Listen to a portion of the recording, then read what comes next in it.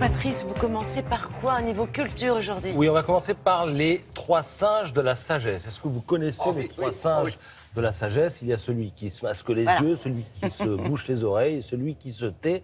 Et on les a retrouvés. Ils ressemblent au commissaire-priseur et au commissionnaire de Drouot, dont le procès commence tout à l'heure. Alors, plusieurs papiers ce matin sur l'affaire des cols rouges. Ils ne savaient rien, ils ne voyaient rien, ils ne disaient rien, mais ils empochaient bien.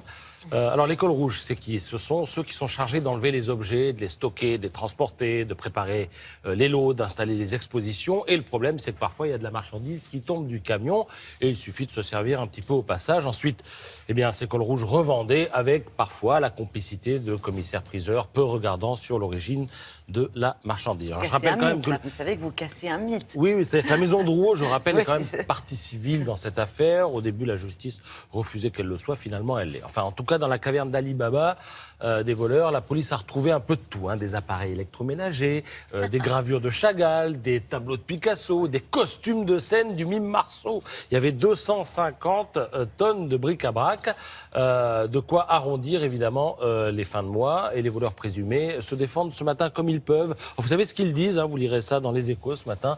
Les gens qu'on a volés, ils étaient morts, ils ne se sont aperçus de rien. Parce que, voilà, bon. Alors, le procès va démarrer dans quelques minutes. Il leur reste donc quelques minutes pour trouver une meilleure défense. Parce que ça risque de pas plaire, s'ils disent ça au tribunal. Michel Onfray publie 2 livres cette semaine, 2 d'un coup. Ça lui vaut une page entière dans le Figaro. Alors, le titre des livres, Le miroir aux alouettes, principe d'athéisme social. Ça a l'air compliqué comme ça, mais c'est juste un autoportrait politique où il explique un peu qui il est, qui je suis, parce qu'il y a tellement de gens qui ont tendance à lui expliquer qui il est, que c'est peut-être pas mal que lui dise qui il est, à savoir quelqu'un finalement gaulliste qui en profite dans ce livre pour casser pas mal de personnalités de la gauche au pouvoir depuis 83, à l'exception, 2 exceptions notables, celle de Chevènement et de Jospin. Et puis, le titre du second livre que publie Michel Onfray, c'est « Penser l'islam ».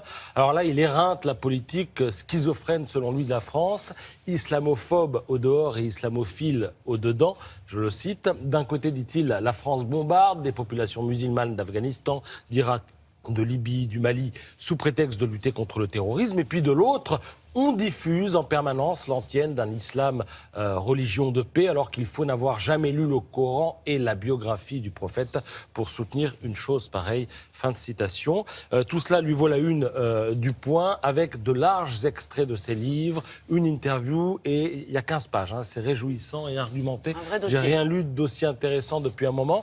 Alors, à propos de Finkielkraut, de Zemmour, de Houellebecq, qui sont traités d'islamophobes un peu rapidement et un peu partout, il dit ceux qu'on traite d'islamophobes, on ne saurait les rendre responsables de ce qu'ils se sont contentés d'annoncer. Les causes de ce qui a eu lieu ne sont pas à rechercher chez ceux qui ont dit il y a des années que ce qui a eu lieu allait avoir lieu, mais chez les politiciens qui ont créé la misère, le chômage, l'illettrisme, l'inculture, etc.